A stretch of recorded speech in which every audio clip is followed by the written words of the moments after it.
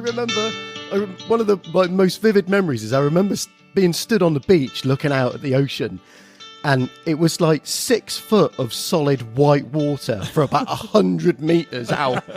And I remember thinking to myself, I'm going to die, but it'll be a laugh.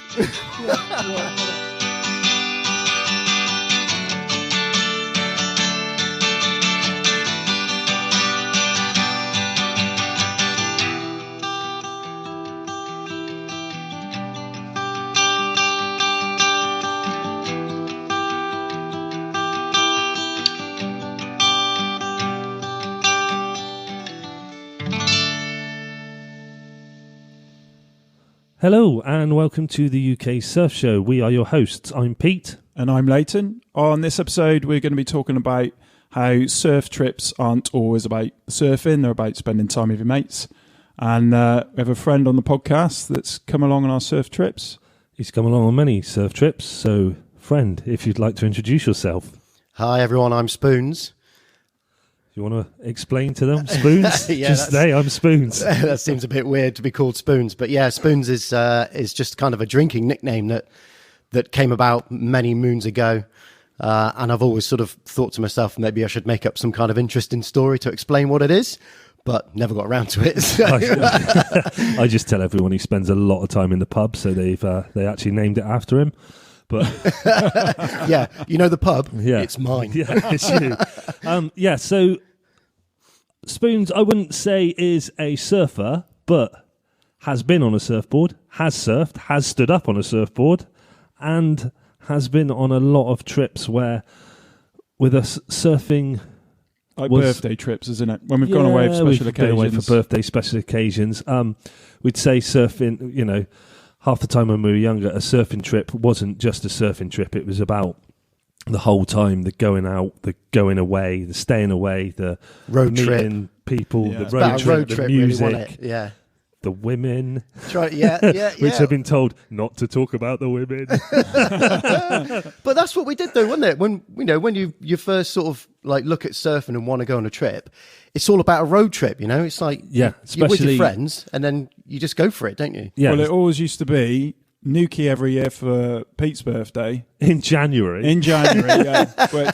Which is a good time to go. Yeah. One, the locals are happy to have people down there. Yeah. Two, the surf is better, but at that point we couldn't really surf that well. And we also there used to be a rule, didn't there? So it's tattoo or piercing every year you had to get on the surf trip. Yeah. So you just kind of make up these like funny rules when you. But we're all tattooed and pierced at some point. Yeah. We have. Yeah. That was one of the main rules, was tattoo or piercing. I think we did about 3 years in a row. I remember the first one. Hang on, let me count. 1, 2, no, I think it was about 4. 3 or 4 years in a row then. I remember the first one, I think, did we get a piercing, the first one? Probably sound well Somerset then. You've got a piercing. Yeah. So I got a good story about that. So we went into, I think it was called Atlantic Coast. Yeah, it was. Yeah, Atlantic Coast. So they're still there. So like shout out to Atlantic Coast and Nuki. We decided to have a piercing because you can always take it out. You know, I'm not going to commit to a tattoo. And so we went in first. I decided to get my nipple pierced. It says a lot about him, doesn't it? People are just turning off now. They're like that. Oh God. Mainly because I saw that summer some guy carrying his sunglasses in it, and I thought that's really handy. That is amazing. And then you were going to get your eyebrow pierced, so you can tell this is like early 2000s. So you get your eyebrow pierced. I went to get my eyebrow pierced after he'd had his nipple pierced. The guy sprayed something on hang him. on, no, we went rock, paper, scissors. Who went first? Oh, yeah. And I went first. Yeah, but they sprayed some stuff on you to numb it. Yeah. And then put it through, and he was like, oh, yeah, that wasn't too bad at all. And the guy then sat me in the chair, pulled my eyebrow forwards and just went to stab me. And I was like, dude, what are you doing? You're not going to numb it or anything like that. He goes, I can't. It's too close to your eye. I don't care. You're like, wait, hang on a minute. Wait. Ah! And it was awful. And Well, Yeah. afterwards, the guy said, "All right, have a look in the mirror, see what you think." And we went, yeah, it's great. And we went outside, like there's tears in your eyes and stuff, and you're like, "What does it look like?" I'm like, "You just looked in the mirror." He goes, "I can't bloody see anything. I'm crying here." And then, so that was one of the first trips. So this is what we mean, like the surfing trips that aren't always about surfing. They're about the things you do, the spending time with your mates, having a laugh. And Spoons, we thought we'd get him on because he's been on so many with us, and I've probably got the best stories, the best worst surf story going. Yeah, the definitely. first time he came down in January, I think that was the year after we got a piercing, wasn't it? Or Yeah, was that? it was- Yeah. It was. That January, we went down, and it was. It wasn't just like January cold. It was proper cold. Fucking And, freezing. and I remember it was like gale force 10. And I remember we went to the surf shop to get gear. And the guy just kind of looked at us like, "Yeah, take your money because I'm never going to see you again. You guys are just going to die, basically." And I remember one of the most vivid memories is I remember being stood on the beach looking out at the ocean. And it was 6 foot of solid white water for about 100 meters out. And I remember thinking to myself, I'm going to die, but it'll be a laugh. Well, Can we tell him what your wetsuit? So we go in the shop, and the guy goes, "Oh, do you need wetsuits?" And me and Leighton needed wetsuits, and Spoons goes, "No, I got my own wetsuit. It's all right. It's fine." Because the previous year I'd bought a wetsuit because another friend of ours, Gnarly, invited us to go windsurfing. So I thought, I'll buy a wetsuit. And of course, I bought a wetsuit to go windsurfing in July, and it was like a 3 mil. It was a 3 mil summer wetsuit with short arms, but with arms that you could attach. So Detachable, I'd yeah. detachable arms. So I thought it looked cool at the time. So I thought, yeah. So obviously that's the wetsuit I took to Nuki in January. So when we're in the shop, the guy goes, "What do you need, wetsuits?" I'm like, nah, I got one. I'm all right. Thinking I'm like the big I am. I'm the kiddie. I got a wetsuit. Yeah. So we get onto the beach, and I think we were on Fistral, weren't we? I can't remember actually. I think we went to Fistral because it was going to be bigger. That just shows you the ignorance and the confidence the ego, of youth. and experience, Yeah. just with that thing we've spoke about before, where you need a lesson. If we'd had a lesson, maybe we would have learned. We'd have stayed in the pub.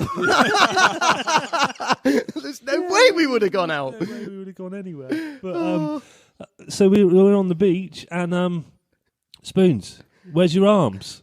I can't believe I it. forgot them. So it's January. It's sub-zero hypothermic, and I'm like, I'm the guy in a 3 mil wetsuit with no arms, and I'm like, But you did have gloves. that's confidence right there. I thought, well, I'll wear the gloves. It doesn't matter. I haven't got arms, and everyone listening, I can tell you now, that's the closest I have been to death. Seriously, I must have been in the water 10 minutes tops, 10, 15 minutes, and what were we at the time? Were we 20? No, I think we were about 22. We were 22. Well, 20. Well, was it? Oh no, it was 20. Yeah. Jesus. well, I can tell you now, it was that cold. It reversed puberty till I was 12 years old. I remember lying on the beach, You throwing threw up, yeah. Yeah, throwing Got up. out. It was so cold. yeah, You got so out, that's threw so up. cold that you ended up throwing up. I think you were lying on the beach because of how cold it was. We were lying on the beach because the water was so powerful. Yeah. That when we came off, we didn't even get out. Really, did Yeah. we? It We were just just in the washed wash. us on the Yeah. beach. Yeah. Yeah, it was That was- ridiculous. It was a proper example of not knowing what the hell we were doing. Yeah. And if you learn anything by these podcasts, we hope it's that you sort of get some idea of how Don't forget your arms. Don't forget your arms. That's today's lesson. Don't forget your Don't arms. forget your arms in January. But it's how dangerous it can be, and how we laugh about this stuff now, and we learnt it along the way. But it's some of the times and some of the situations we've been in could have been a lot worse. You Yeah. know, it's bring the mood down a bit like that. Yeah, you no, know. but yeah, but you know, it's you've got to be careful in the ocean, and if you But learn you do anything, get good stories. you got to respect it. You've got to respect You got to it, but respect it. you take good mates with you, and you get some brilliant stories along the way. I mean, that's a classic one. So that was one of the first times we went down. So that was 20 years ago or It so. was- Is that Yeah. where we stayed in the place? So you two had This is- girlfriends at the time, didn't yeah, you? And I we had didn't. girlfriends at the time, and they came, which yeah. is the only time girlfriends have came on a trip, It's isn't the it? only time he's ever made a girlfriend come. Well, I don't know about you, but my girlfriend came all the time, mate. So it was like unusually cold. Well, January was cold anyway, but it was like proper cold, like you said. And we were staying in probably the worst. It was like B&B. this Victorian, like B&B. Yeah. And like I think it was windier inside than outside. I just had a flashback to his room, and he had the window that wouldn't shut. Yeah. The smallest bed where his legs stuck out the end. Yeah. This is Leighton's bed, and he had. So he went and Yeah, bought no hot girlfriend to cuddle like you two. No. So. Your duvet was like a doily as well, wasn't it? It was like you had to fold it in half 14 times to get some thickness out So of it. I remember Leighton going, The size of a I'm, napkin. yeah, Leighton's going, I'm going to go and buy a hot water bottle. I can't stick this for another night after the first night. He went and bought a hot water bottle from the local pharmacy. The only one they had left was a small hot water bottle, which cost him about £7. So he was livid about that as well. Oh, so good. Got back to the hotel room to fill it up, and it took 4 boils of the kettle to fill his hot water it was like one of bottle those up, little 'cause the travel kettle was kettles. Yeah, it's a so travel small. kettle. Yeah, so in the middle of the night, like it was so cold that I think that hot water bottle I had to refill it fully up like twice in the night.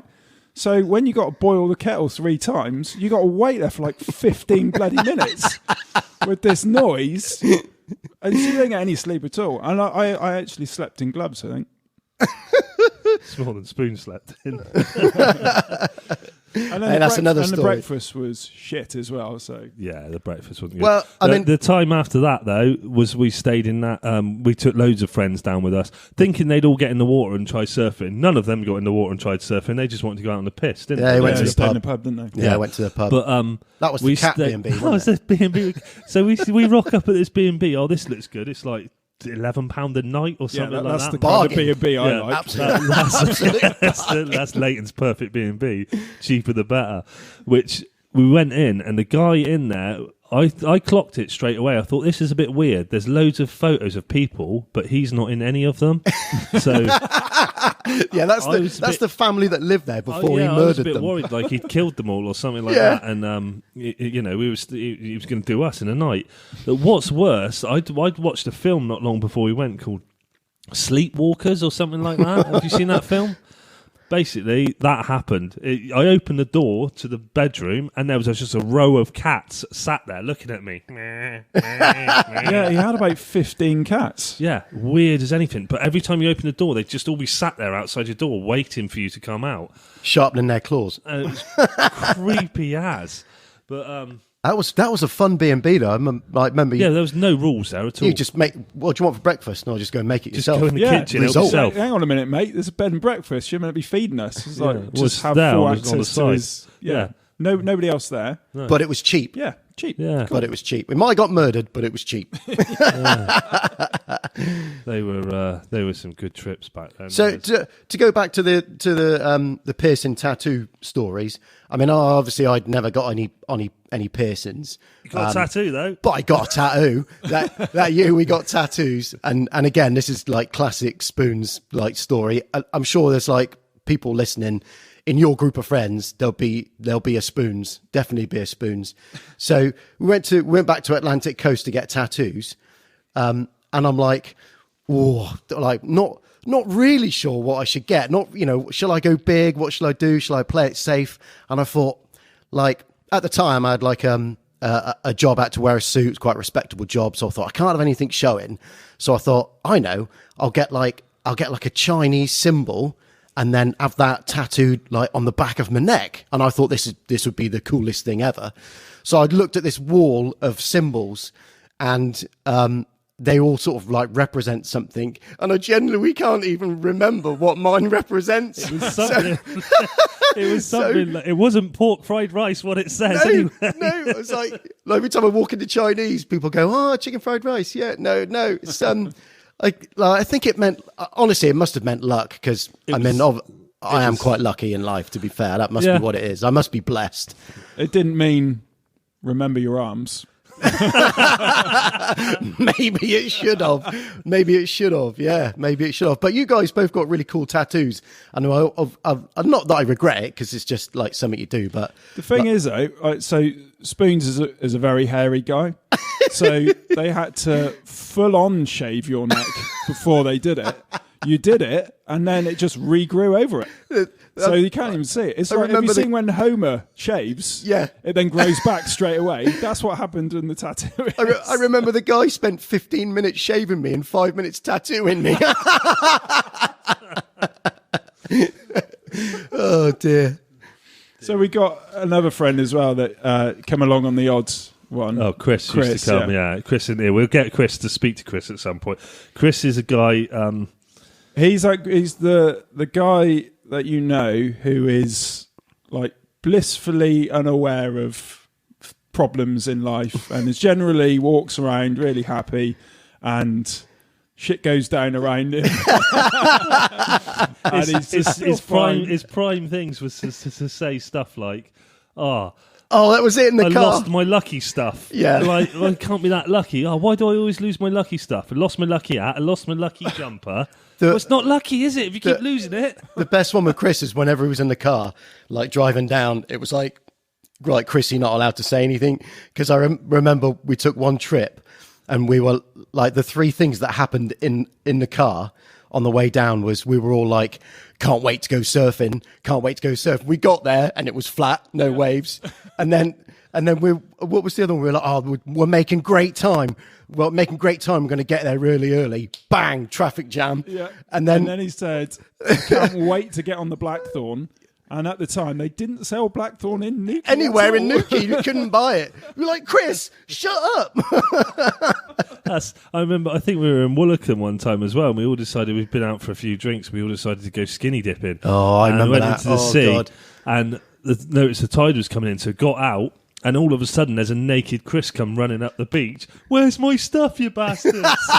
We haven't got your stuff. What? It's like floating halfway out in the sea. Back. I think he found everything apart from his jumper, didn't he? Yeah. That was his lucky jumper. Oh, God. Oh, that was good. That was the time was that the time we spotted those flashing lights in the distance, didn't we? And we couldn't work out what it was. So we decided to walk to it and see what it was. And it was like a rave in the sand dunes.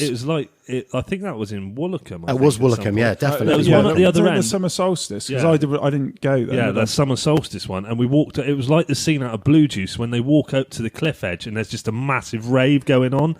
And it was like that, and it was just insane. There was people like doing like fire poise and juggling and like music. It was like a big truck. The sound system was in a truck, mad. wasn't it? It was like completely mad, and that was a hell of a night. That was. Then we found a guy on the beach next sleeping to in a fire. Like there was a massive campfire, and he was literally in the fire. It was like his leg dude was like nearly on fire. It's like it was in it, and like woke him up, and like dude, you almost spontaneously combusted. What are you doing, man? He's like, so, what? Oh yeah, what? cheers, guys. Yeah, cheers. Yeah, and like obviously he was off his head, but yeah, that's the type of thing that happened on a regular 2 or 3 times a year. Well, the another one, the story of Chris. I hope he don't mind us. So we better get permission before he posts it.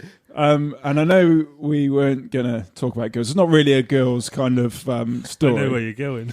But we were in Newquay, there's a bar called Sailors. And when we discovered Sailors for the first time. We discovered Newquay. when we discovered Sailors for the first time, we walked in, it feels like a normal bar. And you walk around the corner and the floor drops down another level. Yeah. And we're like, oh my God, it's the best bar ever. Anyway, we're obviously in there with Chris. And I'm stood at the bar with Chris, and there's these girls dancing on the dance floor, and they're, dressed with not much on. And Chris turns to the guy next to him and says, "It's like a cattle market in here, mate, isn't it?" And the guy turns back around to him and goes, "That's my daughter." Brilliant. That's classic Chris, that is. Yeah. You're just like blissfully unaware. Like you wish you had Chris's mentality because nothing phases him. It's just like, think you better leave. There's talk about putting your foot in it. There is another story about you, Leighton, about saying something inappropriate just when the music stops. But I'm not prepared to share that on this podcast. That's maybe if there's an after hours version, we'll tell it then. That's all right. We're full explicit. What is it? I can't remember. What are you doing? I can't remember what it is. What is it? You can. Generally, when we like on the dance floor, like there's like a break in the music or whatever, and it goes completely quiet. And then can we not say the actual words? And then that was the time that Leighton decided to proclaim, like very loudly, something that he'd like to do to someone on the dance floor, but like literally right as the music broke. So it was like literally a head turn moment for everyone there, like looking at Leighton after he'd shouted this thing when the music was quiet. She was obviously a very pretty young lady, and I was expressing how you were clearly enamoured by her beauty. Yes, and so obviously it's loud because you're in a nightclub. So I decided to inform you two of the beautiful young lady that was across how much you liked her. How old were you? How old were you then? And then I don't know, like 21. Yeah, it's still an excusable age then. Oh yeah. Now we've learned since then. Yeah, we've definitely learned since then. Well, she definitely heard. So hopefully it was like a did it work? Of course it didn't work. Exactly. It's on the equivalent of like his like he may as well have just wolf whistled at her. Yeah. Like that, it's like stuff that now you'd look back and you go, I would never do that. I know. God, embarrassing. Who was it who made it across the dance floor with the drinks? Was that Chris? Bought a load of drinks. Chris. That was Chris. No, that was in Woolacombe. That was. In the little nightclub. We went that nightclub in Woolacombe.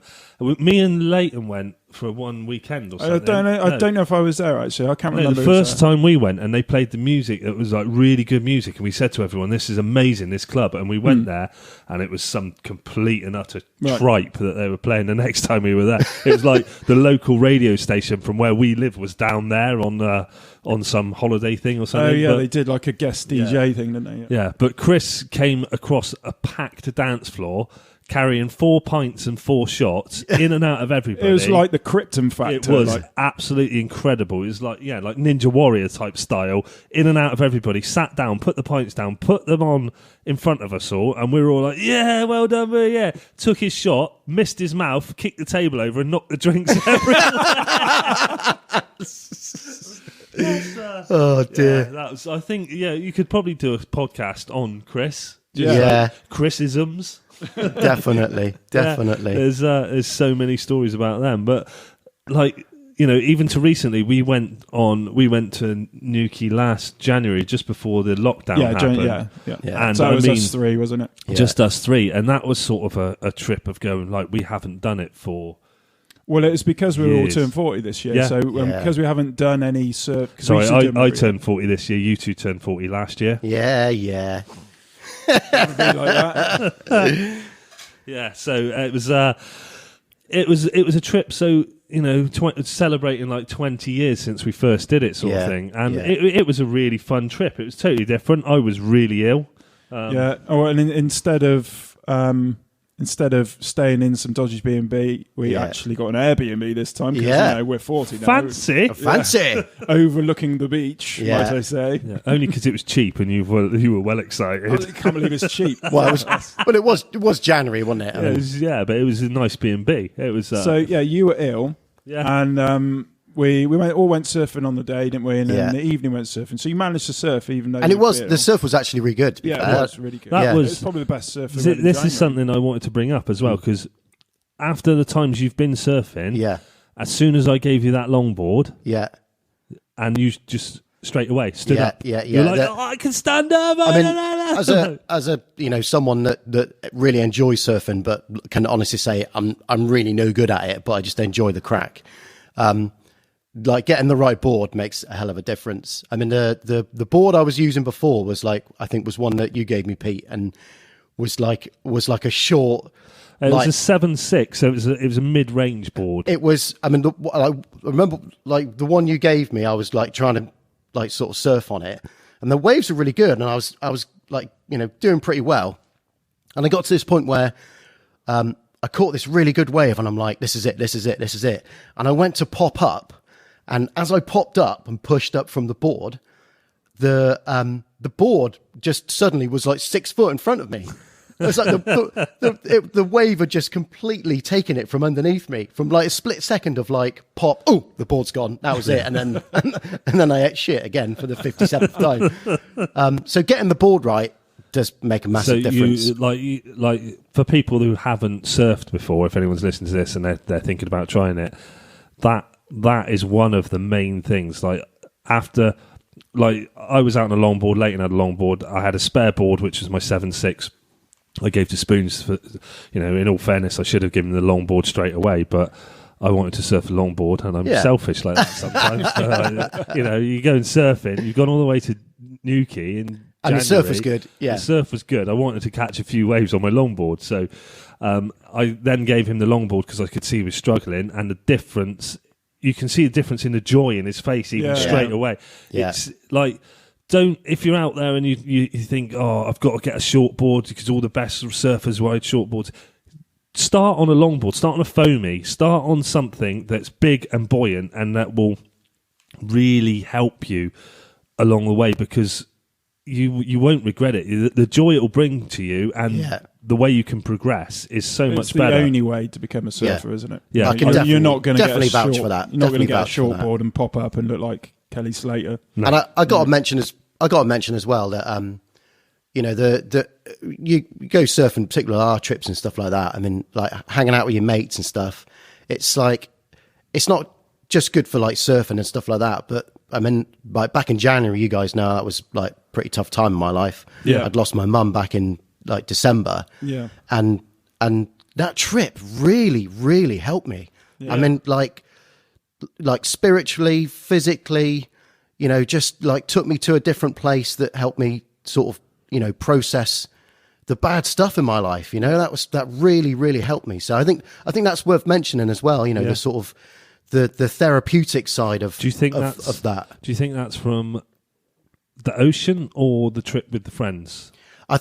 Probably a bit of everything. I mean, like you two guys are great. We just spent the whole time laughing and joking. Well, as soon as we got in the van, I don't think I stopped laughing. But the fact that you can kind of, I mean, it's like sounds a bit odd, but you can kind of reconnect with the earth. Do you know what I mean? Like, I mean, one of the reasons I really like surfing is, for me, it's kind of a bridge between the earth and the sea. You're kind of skating a plane between the dry land and the ocean, which I think just kind of like speaks to you on a kind of different level. You just kind of like reconnect with the earth, and it really helps you.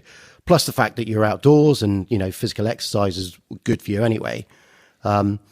So I think like to just mention the benefits of surfing as a sort of a therapeutic that trip thing. Kind of come at the right time for you. Oh, it was perfect. Yeah, absolutely perfect. Yeah, really sort of helped me box off some stuff in my head. And that wasn't the reason why we went, was it? It was, we had it booked in, and then everything that happened to the end. It just fell at the right time. Just fell at the right time. But I mean, like I say, if there are people listening, they're going through a tough time in their lives, would definitely recommend surfing as a therapy, as a way of, just even, to sort of help you forget your troubles and to help you form, a better mood in your head and all that sort of stuff. It's so healthy. It's so healthy. So I definitely think that's worth. Yeah, that's really nice to hear that. Isn't it? Yeah. I was reading something the other day about, I can't remember what it was. There was a guy, and I'll have to look it up, and I'll, when I finally get around to doing the show notes and linking all that into the website, I'll put it on there. But the guy, I think he'd lost his wife, or his wife had died of cancer or something like that,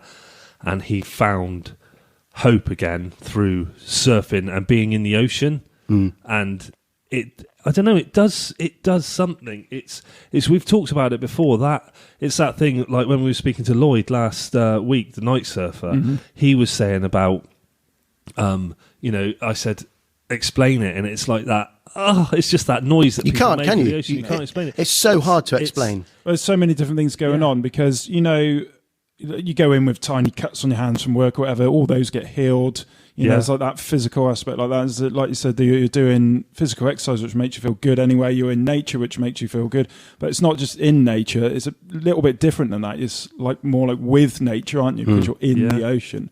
And on one of the previous podcasts with Jamal, he was talking about how we think in water terms when you say, "Oh, you're bogged down," or I'm drifting, and everything. We are connected to the water. So it's kind of like you're coming back to it, and that feeling of when you're coming back to it is, I think there's something in that, which I know there's scientists doing lots of studies on surfers and what their brain experience when they're in the water, because there's a lot going on. I think it's more than what we realise. For me as well, it's like it's conquering a fear, because I don't know about you guys, but I mean, especially like the first few times you go surfing, and then you got the fear of like deep water. You know that when you that first kind of time you get a little bit more confident and you paddle out a bit further, like far enough so that you can't touch the bottom.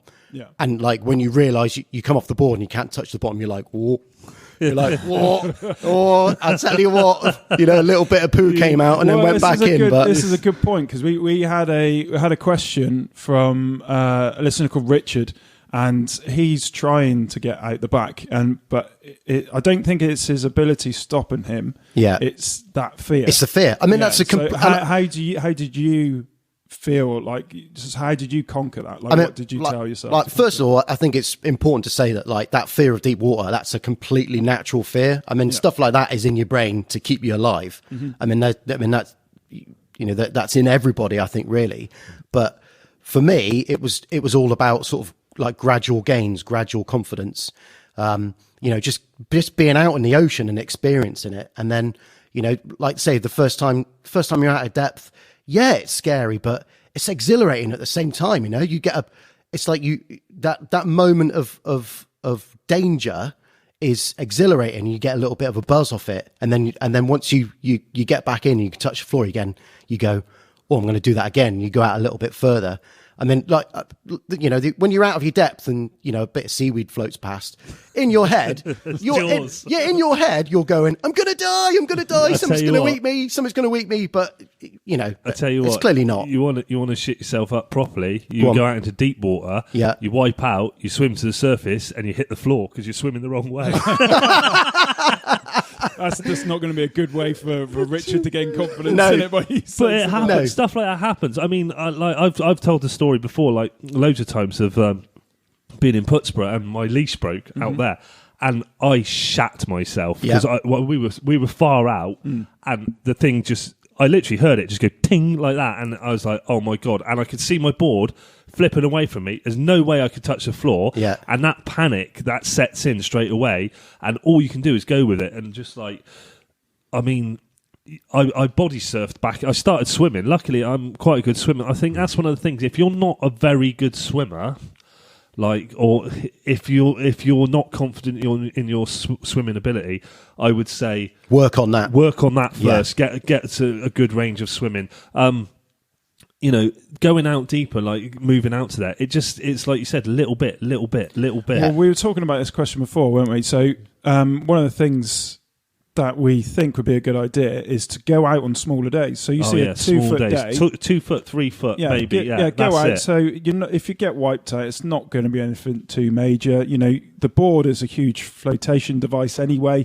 It is safe, but like you said, everything in your head tells you to stay away from deep water. But if you go out on a really small day, get out there, and you don't even need to catch any waves, really. You just kind of experience. That's it. Just experience it. Yeah, just experience it. There's a difference as well when you get so if you're a beginner and you're in that white water and you're getting pounded around.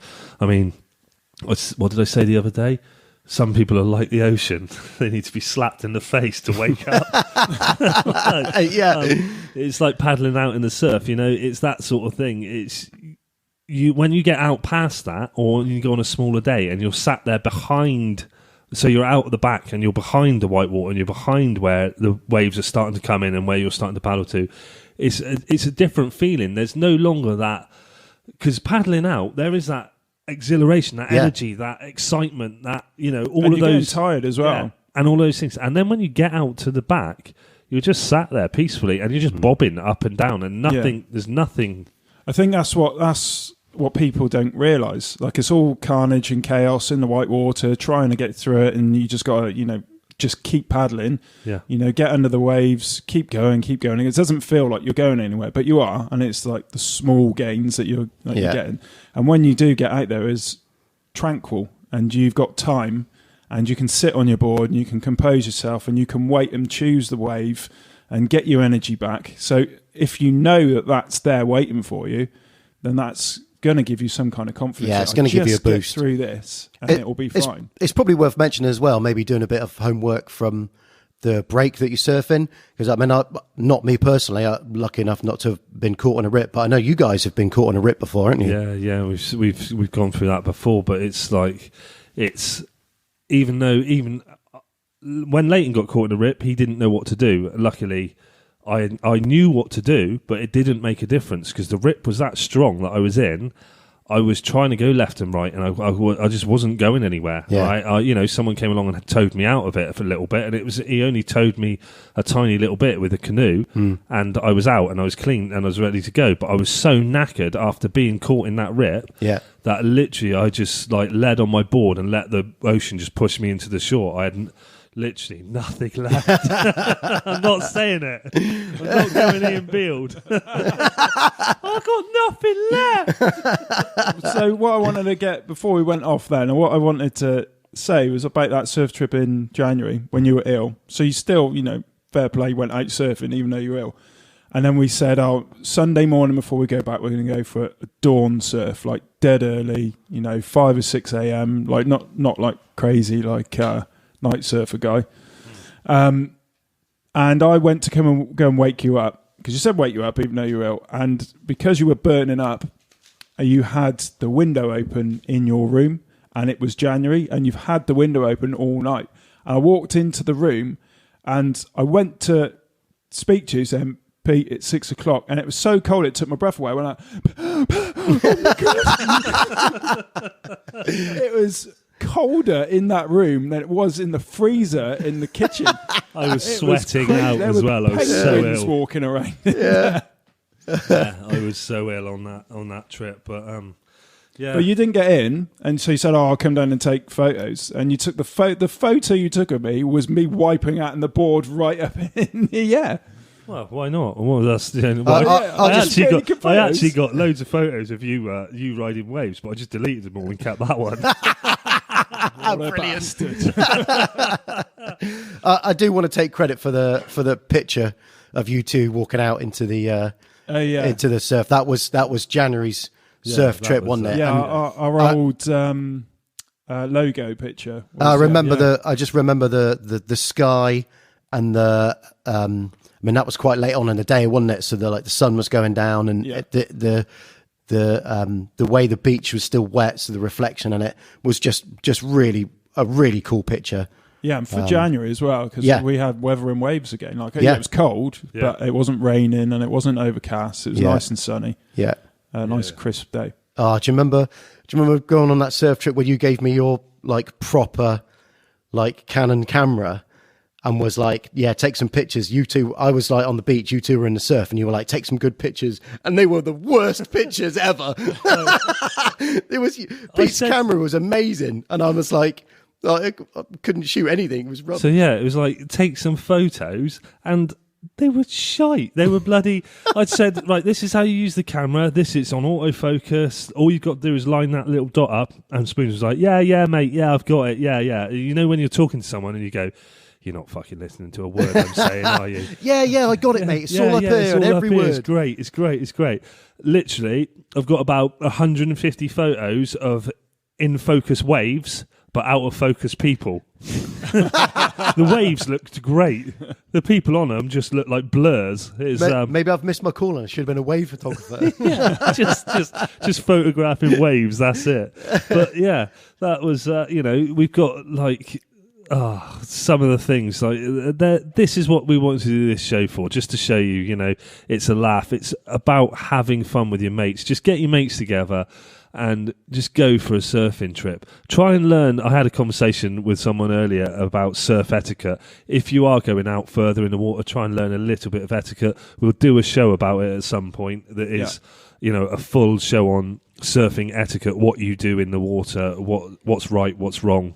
Well, what we said as well, that it's not really relevant if you're just going to be paddling around in the white water as much. Yeah, you're as right there. It's the people that normally get in the way are the people when they go slightly past that level to the level where you're getting that more confidence. Like that question you just had, how do you get further out? That's when you'll notice yourself. You'll feel like you're in the way. You'll be like, oh my God, I'm in the way. I don't know what to do. And so learn what to do. Learn which direction you go in. Learn who goes first. Learn the things you need to know. As we said, we'll do a show about that at some point. Yeah. But as in regard to stories, I think one of my favourite ones from surfing trips was the time I think me, Spoons and Chris went, and we went on a shoestring budget. We had no money. We had nothing. We could just about afford a campsite. We afforded. I think I took my guitar. I took a packet of fags, and I took. We had like a loaf of bread to make toast or something. That was literally it.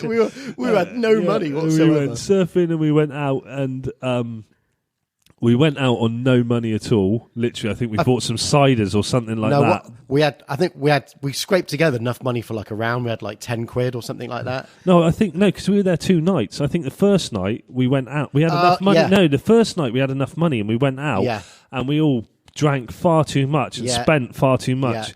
Got chips that I didn't manage to throw on the floor. That was all right. So got chips, and then the next night we went down to the clubhouse of where we were staying. Oh, that was it. And I think I had £10 left, and you two were completely skint. Yeah. And I bought us a round. This is how long ago it was. The round cost about £6 for like 3 pints. 3 pints was about £6. And I had £4 left. And I looked in the corner, and they had a £100 jackpot fruit machine. And I went, sod it, I'm going to put it in that. But you can imagine like me and Chris sipping on our beers going like, that is literally our last £4. Like what if we starve? What if we need? What if this? What if that? And Pete's walking towards the fruit machine. So I put £1 in the fruit machine. I pressed start and it froze. I was like, what's happening? And then it just went bop, bop, bop, bop. £100. You won the jackpot. It was amazing. Like, I remember people in the bar like clapping or something. Like, no one ever wins a jackpot. £100 jackpot. We just won on this. We had a night out. I think I gave them 20 or 30 quid each. Yeah, I kept 40 quid. And we got bladdered. Woke up in the morning completely skint, and they still had 20 quid each. You bought all the reins. Yeah, we had a great night. But I think that night I drank about 11 bottles of WKD Blue and had a heartburn for 4 weeks or something like that. That was bad. WKD. Oh, I had one of them in 1998, and I can still taste it now. Oh, it's rancid stuff. Good old Alka-Pops. Yeah. Brilliant. Oh my God. There was also the trip in Newquay when we said we went down with some other friends that didn't surf. And after we surfed, we got out and met them in a pub. And then I think it was in the daytime in Newquay, wasn't it? And we walked past the pharmacy. And where you going with we this? went in there, and I won't name him because I think he was a bit embarrassed about that. we went into the pharmacy, and I can't remember what we went in for. I don't know why we kept going into the pharmacy. It's probably something for you. You were being tight again and wanted something to warm you up at night. No, I don't know. Warm what it your was. cold heart up. Anyway, while we were in there, our friend decided he was going to put some money and go on the machine that checked your weight and your body fat percentage by sending an electrical pulse through your hands, and it would measure how much body fat you are. And it did turn into a competition, didn't it? We all kind of did it. You got on it. It said one person at a time, please. So everybody went on, and it was like normal, like what, I don't know, like 20% or whatever. And then our friend went on it, and he's larger than the rest of us, but he was 50% fat. How can you be half fat? The thing is, that was a bad day because in the night he woke up panicking about it and had an asthma attack, and I had to take him to the hospital. And nobody else decided to get up. You're like, no, it'd bastards. be all right. They just lay in bed, and I was like, mate, right. I think he's dying. He's like, I can't breathe. I was like, you're panicking, mate. You're panicking. It's all right. He'll be all right. Oh. He'll be all right. He knows who he is. I doubt if he'll listen to this, but Yeah. But yeah, We shall remain anonymous. yeah. What? Yeah. That's what. What are the fondest memories? Would you say? Like, what if you had to sum up surfing trips with your mates in a few words or a few sentences? What would you say they were? For me, it would be almost dying. Because there's always an element of danger, not Makes always a in good the surf story, either. doesn't it? You know? Oh, do you remember that time I nearly died? Yeah. Yeah. I mean, that's just like, that's how you start great stories. Remember that time I almost died? You've got to everyone's got to have at least one of them stories, So, it's just kind of like, the exhilaration of surfing and having a good time. Just like banter and like chatting with your mates and like ribbing each other. Yeah. And just having a bit of an adventure, just, being away from home, staying in a B&B, you almost get murdered in and all that sort of stuff, I would definitely recommend it to anyone. Just, get a group of mates together and hit on a road trip somewhere. So the last one we had was a bit more mellow, wasn't it? Yeah. So we are gone, 40. Yeah, but we've gone from, going out all night and then getting in the water the next day. We're like hungover or whatever, which is never a good idea because it makes you feel even more seasick. To this time, going to the pub for a meal, going home, doing yoga, and I think you guys, you were like buying paracetamols and stuff because you weren't feeling well. It was like totally different this time. Yeah. Getting up early for, to have a morning. Actually, one of my favourite memories was like breakfast. So I discovered like seeded bread. It was amazing. Like seeded bread toast. Amazing. I got a bit sidetracked because I was looking at something. I was trying to look something up of when you said banter. I received an email. We got a message the other day on the Instagram, and it's a guy from New Zealand, and he sent a message saying, he surfed in New Zealand and he surfed in Australia and he surfed in America and he surfed in Bali and he surfed all over the world, and like these different lineups and what they're like all over the world. And he's like, in New Zealand it's chilled but serious, and Australia's really aggressive and competitive, and it goes on, but the UK lineups are the most brutal in the entire world for piss taking. Because, like, I think it's that thing we do as Brits is just like take the piss out of each other to get through the pain. Yeah. Because it's so flipping cold. When there's good waves, you just know how cold it is. That's part of the story. You don't want to make like a bad wipeout worse by going, oh shit, you're all right. You come off, you go, what a dick. I think that's half the thing as well. Us in the water laughing is half like you see your mate wipe out. He's all right, but you in see your the head way you're concerned, but what comes out of your mouth is dick. laugh. Yeah. Like the way it's the way you fall off and the way your mates fall off, and it's always funny seeing your mates fall over. You do that thing if they're moving still, it's funny. If they hit the floor and they're not moving, you're like, oh, you better check he's all right. But take a photo first. That one's going on Wicked Slams. But like it's just you just see each other fall over and like coming off your board and wiping out, and like you stack it hard or something like that. And I don't know. Like I can remember years ago when we were really young, you and me and Leighton went bodyboarding, and I think it's one of the first times you'd been on a bodyboard because I had a decent bodyboard. Yeah. And I said to him, if you get on top of the wave, because like don't push down because you'll just flip. And I saw him, first wave he was on top of the wave. I saw him push the front of the bodyboard down and just saw his legs flip over his head about 3 times in a row. That'll learn he. Is that when we went to Zen Cove? Might have been, yeah. Because we had a few, that was only a couple of days, and we had a few instances. So the one that we've mentioned before on the podcast where you decided, I think your dad bought you... My dad bought me a surfboard. Yeah, and, but it was like the tiniest thruster board I've ever seen. It must have been like 0.5 of a foot or something like that. It was I've still got it in ridiculous. the other room. I'll measure it. It is so small. Like I like you were. What were you then? Like 14 or something like that? 14, 15... 14 maybe stone. younger. I don't know. Yeah, 14. Yeah, about 14. 14 stone. I've been there for years. So that the incident happened where you ploughed into the guy that was In swimming. all fairness, right, we were surfing outside of the flagged areas. Right? Yeah, well, we didn't know what the flags were. Like, oh, they got pretty flags on the beach. Yeah, but we were surfing outside of that area. First time I think I ever stood up on this board, and it was like a rocket. The thing was ridiculous. And I stood up, like, not knowing what I'm doing, stood up, looked up, and there was just a big fat bloke in front of me, and I just literally pierced him. I literally harpooned him in the sea. And I remember him, he was angry. I bet he was. I bet he was. I vaguely remember waxing up a surfboard on the beach, getting sand in it, going in surfing without a wetsuit on or a t-shirt, and looking like, for the rest of the time we were there, looking like I was turning into a reptile. Like It's my whole scales. chest.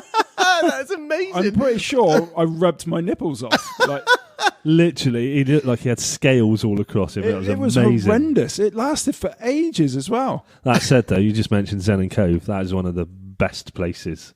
Yeah. The problem is with Zen and Cove, if you're travelling to get there, you pass so many decent beaches on the way down. Like, a lot of people just don't bother, do they? Yeah, I don't think so. But it's such a good place Yeah. to surf. It's like Zen and Cove's one of those places that I'm pretty sure I've been there when the whole of the UK is flat and there's still surf in Zen and Cove.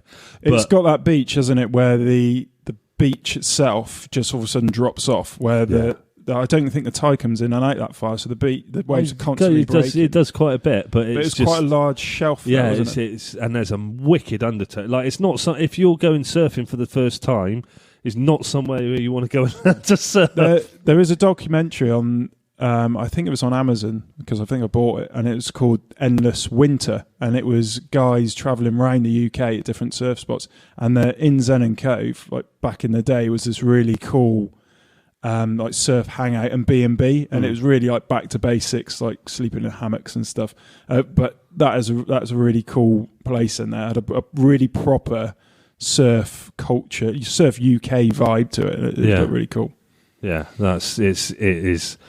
Surfing in the UK is insane, but I think it's worth sort of mentioning that surfing in like popular culture. And it kind of got me interested in it to begin with. You know, I mean, we all watched Blue Juice. That was like one of the first like surf films that we watched. And like actually now, I watched Blue Juice not long ago. There really isn't that much surfing in it, right? It's just like friends like having a laugh and the story and whatever. Exactly. There really isn't that much sort of like surfing in it. I was watching telly the other day and I was like, that's Terry. He was on Coronation Street. That was wasn't it. Yeah. Terry's done a runner. He's on Coronation Street. Anyone listen to this, and you obviously don't know the references, like rent or download. Rent. How old are you? Rent from Blockbuster. Go to your local Blockbuster and rent the VHS of Blue Juice. Now, if you can get hold of it, like watch Blue Juice because it really is a great like sort of surfing like buddy film. And then after you've watched that, watch Point Break, the original Point Break, the proper Point Break, Not the one that he likes. We're going to keep going on about Yeah, it. because you said you liked the It's new Point Break. irritated you that It's much. shite. Let's hope we don't have any of the people that starred in that film on this podcast. Fuck them. It's shite. They shouldn't have touched it. You want to make sure Pete interviews him. So the only thing that annoys me in that film, obviously there's a lot that annoys you, but the thing that annoys me is, so it wasn't all about surfing like the old Point Break. So they do lots of extreme sports, but they are incredible at all of the extreme sports. Like, to be that good at those extreme sports, you need like a lifetime anyway. And he's like an incredible surfer, an incredible rock climber, and does free climbing. He's an amazing snowboard, and you're like, Jesus. So he's me then, yeah? Yeah, that's the point I was getting to. That's it. On a slightly more serious note, there's a really good documentary on Netflix at the moment called Magnetic. I don't know if you guys have seen that. About the extreme sports guys. And it's like different extreme sports athletes, but there's a great piece on Portugal there. Yeah, Nazaré. Yeah, on the big waves there. So that's definitely worth watching. It's called Yeah. Magnetic on Netflix. That's worth There's a watching. few good documentaries on Netflix actually about I surfing. watched one on YouTube the other day, and I was trying to tell someone about it, and it's absolutely phenomenal, and I cannot remember what it was called, and I can't find it again, but it was about the original surf culture from like 50s, 60s, and how this guy was saying you could walk down to the beach and you'd know who was surfing by the style they were surfing in, and how the culture was a lot more like everybody on the same wave and being like, yeah, man, everyone was like really like happy and stoked for each other to be on the same wave. And like they were going like, where did that change? Where did it become like, get off my wave? Like we had that one in Saunton not too long ago, and there was that absolute knob who was out there. And he was paddling, he kept paddling out round everybody who was waiting. He had a super out. long longboard, so he was motoring when he was paddling, wasn't he? Yeah, and he kept paddling out round everybody else and then just cutting everybody else up and not giving a damn about what he was doing. I mean, you get people like that and they just... I'll stop talking. So don't be that guy. Say something Don't be that guy. There is an etiquette, but he was using the etiquette to get more waves for himself. And and he wasn't using it correctly. He was paddling round everybody, so he was at the start again. Yeah, so he was in like priority for the next wave. But he wasn't. But everybody else had sat in the lineup waiting for the wave where they were, and he just paddled past them, and just like, oh man, Rude. Yeah, just rude. Rude. Yeah. What about you, Spoons? You any questions for us or podcast wise? Get back to me on that. Oh, I'll have a think. I'm I'm sure I will. I'll get back to you shortly. We got questions though, right? We've got we've got, where are they? So we should be more organised, you know. Takes us 15 minutes of messing around with microphones before we even start. It takes you 15 minutes. So he doesn't do anything. That's why. Literally does nothing. Just sits here and talks and then tells me what to go and do. Okay, right. So the first one is from so it's Sharpie Surf. Yeah, Sharpie Surf. I can't read your writing. Is the new World Tour concept a good thing, or is the WSL toast? Yeah. So, question about the World Surf League. It's one of those things where, well, there's so much on there at the moment online of people arguing and discussing, and a lot of people saying it's just now been catered to Kelly Slater to go around him. In all fairness, why wouldn't you do something like that? He's one of the guys that brings the most amount of money into the sport. You know, you go in, it's like in skateboarding. Tony Hawk put his name to something, people are going to go to it because of who it is, you know. It's the only thing with the surfing thing is you don't want it to be about money, do you? But unfortunately, everything does go that way. Everything does go that way. You know, everyone buys into stuff. So a lot of people are saying it's just catered towards him. A lot of people also are going towards the side of it's easier now if you're an outsider to get into the competition, where it was a lot harder before. So it gives unknowns more of a chance to get in. Right. So you think it's a good thing, or? I don't know. At the same time, it doesn't come to the UK, and this is a UK surf show, so fuck them. Well, it is a little bit. It does feel a little bit different. It's like they're in a totally different league. Yeah, and I don't follow any of the tours at all. Like, and it feels like if you're calling yourself a surfer that you should, but I'm just not that interested in watching other people do it. Like I want to do it, and like it's interesting seeing about locations around the world that you can maybe travel to and you find out where those beaches are. But seeing it in competition terms, there's a lot of surfers that think, well, how do you grade that wave and how that person is riding it? Like that is just from your own perception of that. You know, that doesn't. So how can you put a number to it? So how can it be a competition? Yeah, that's... So we got another question from Charlie. We're just not answering that. I think it's too much conflict. Too many people have an opinion on it. It's one of those ones. If you start getting into it, it can just open up a whole can of worms. It's too much. It either works or it doesn't. It's one of those things you either like it or you don't. I'm sure there are people. There's people who are going to absolutely love it. It's there's the Street League skateboarding one that does the same thing, and there's a massive conflict in that with people going, oh, it's all about money, why are they doing it? But the people who are in it and the people, they're getting paid millions of pounds. Why would, if someone came up to you and said, hey, you're really good at surfing, do you want to earn millions of pounds doing it? You're not going to go, no, are you? No, I'm going to say, you don't know me. He'd say, what's it going to cost me? Yeah, you can make 2 million. Yeah, but I've got to spend 1. Right, so we've got a question from Charlie, and he wants to know about beginners equipment and what he should buy to start with and where to go. Right, what you should buy to start with. I was going to say, don't buy a wetsuit with no arms. That's my only input on that, by the way. You've got a lot of things to look at, like what time of year do you want to surf? If you're surfing in the winter, you buy a winter wetsuit. If you're surfing in the summer, you buy a summer wetsuit. I concur, yes. Definitely do that now. So your wetsuit is your first thing you're going to buy, because that you can use not only for surfing, if you're going in the water to do anything else. It's a good thing to have. You can get them from cheap summer ones from 30, 40, 50 quid up to decent summer ones to a couple of £100, and then decent winter suits for 500, 600 quid. There's nothing wrong with renting one, but you guys stinks of piss. I was going to say, when you rent a wetsuit and you put it on, you go, someone has slashed in this. and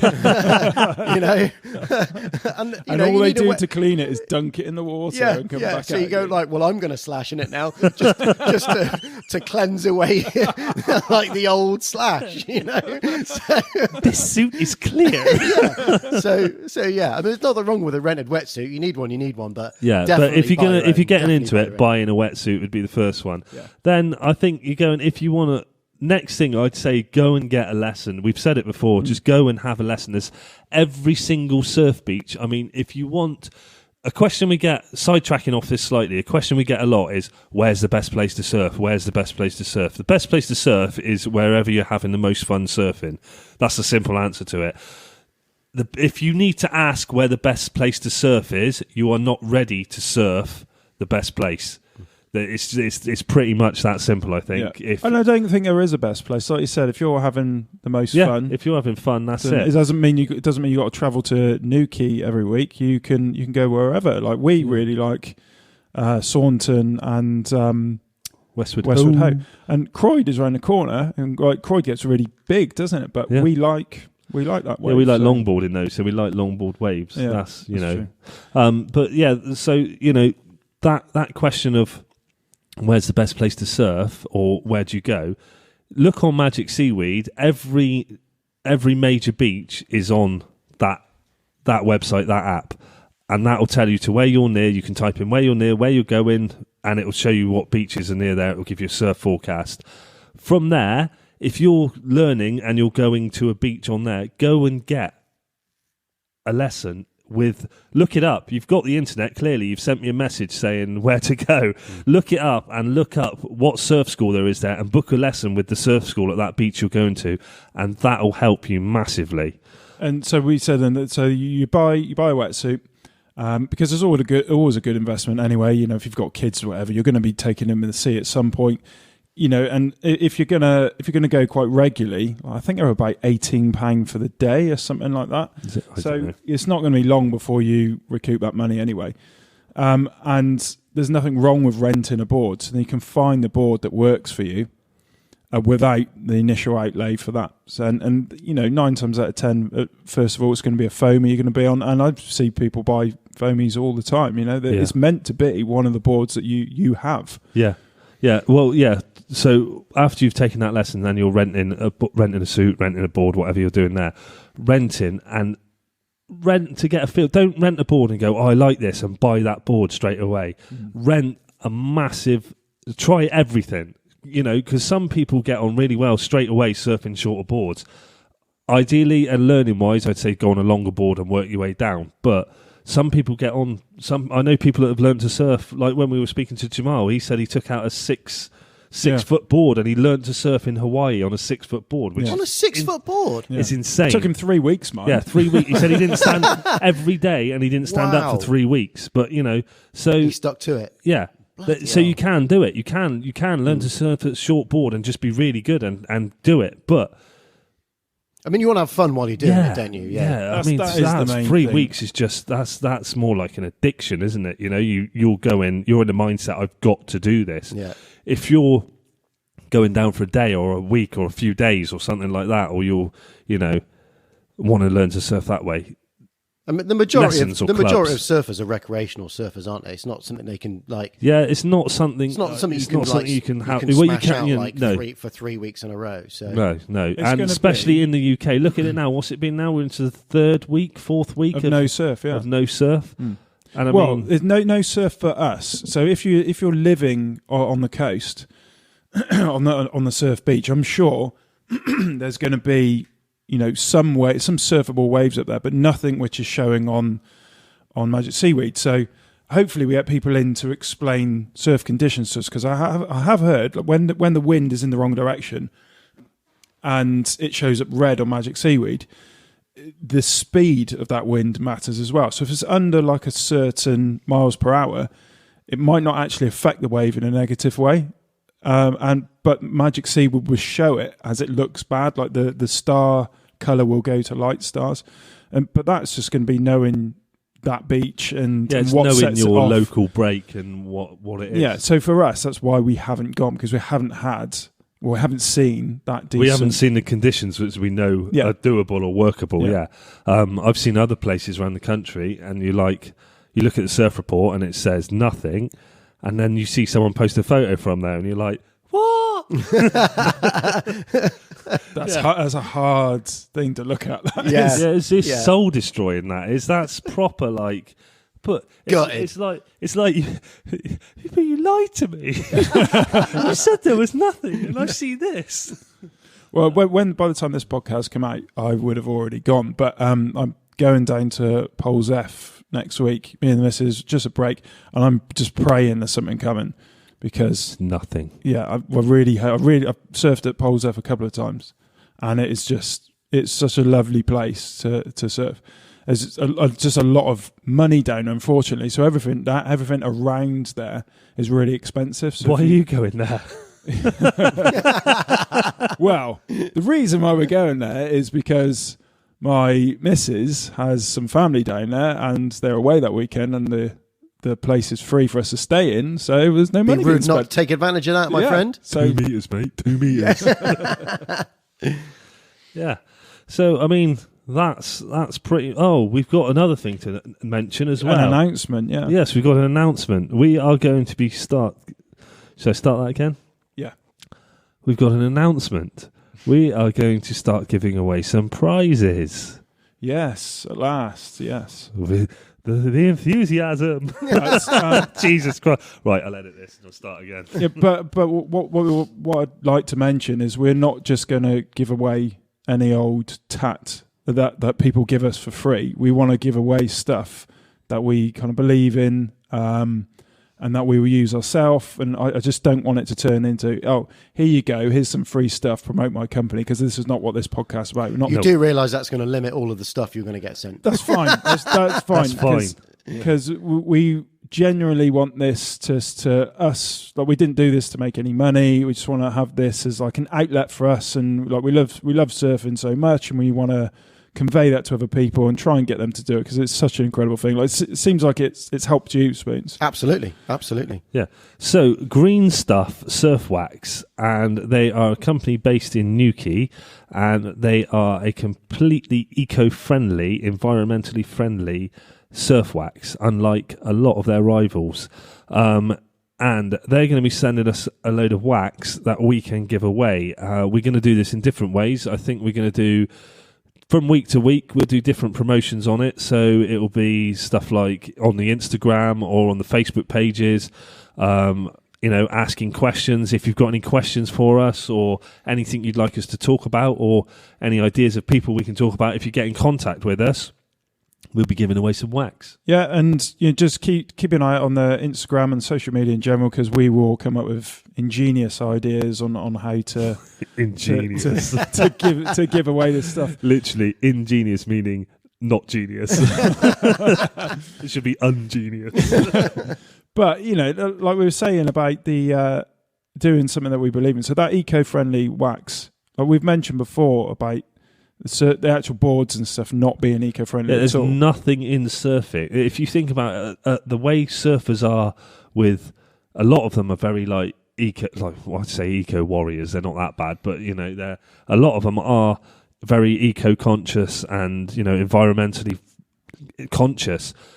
The boards are terrible. The wetsuits are terrible. The wax is terrible. Everything about it is terrible. Yeah. So when a product like this comes along, it not only be good to talk about it, but it'd be good to share it. And like you spoke to the guy yesterday. I spoke to the guy. No, I spoke to the guy today on the phone. And Russell, his name is. He's a lovely guy. And I ended up speaking to him, I think it was about an hour, it must have been. But we were just chatting about stuff and about his product and stuff like that. And he said something really nice. He said, I can tell by the passion in your voice how much you're enjoying doing this project, how much you're just enjoying surfing and the culture and everything, and that was really nice to hear. Yeah, and, so he obviously wants to contribute and help, and that's the type of people we want to speak to, like proper chilled surfers who are in this for the love, don't take it too seriously. They are, environmentally minded. Yeah, and I think he said he went in a conversation. He said he went into a surf shop with his wife to buy some wax, and they went £3, and she went £3 for wax. Sure, you could make it for cheaper than that, and that got him thinking. And I think he said it took him 2,500 goes to get it right. Wow, that's proper work. That's proper commitment to fair play, and to making sure it was eco-friendly and like everything is So it's a really good company, and we're really excited to like have them on board, and especially to promote a company like that.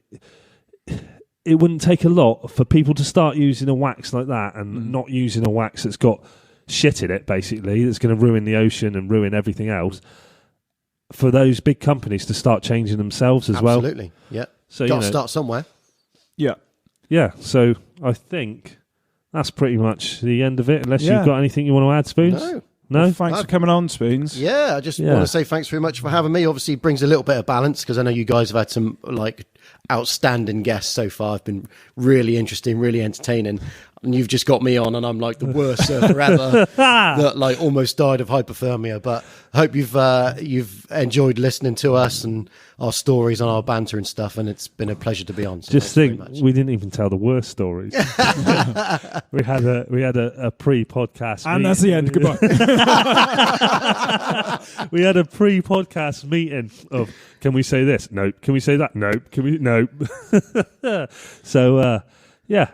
Well, this podcast there'll be surfers who listen to it. I've got a group of mates just like us, and this is what we want, isn't it? To kind of unifying and connect with everybody and make them feel like they're listening to their mates chatting. That's what we want. That's it. And I mean, just before we go again, as we say, get in contact with us on Instagram and Facebook and Twitter, and subscribe to the podcast, leave a review. It all really does help. It's the messages we've got. I've shared some of them on the Instagram page. The things that people have sent us, and people have been really positive, haven't they? Yeah, it's really there's great just been some really on the last episode we got a message saying, just listen to the new episode with the Night Surfer guy. Absolutely brilliant. I was smiling all the way through the whole thing. Really like listening to your chats with the Night Surfer, and it sounded like a really nice guy, down to earth bloke. It's just stuff like that. It's just really, everything's just been really positive, and people have just been really nice. And I think people can tell the enthusiasm that we're giving to it, that how much we love surfing and how much we tolerate each other. I nearly went there, but I just decided at the last minute, no, I'm not going to easily. So yeah, cool. That's it, really. So thanks for tuning in, and next time we have an interview which will be released in a couple of weeks' time. So tune into that. It's an interesting one. Not going to say who it is, because last time we nearly did that, it went wrong, and we nearly jinxed the whole thing. So all that's left to say is goodbye. See you later.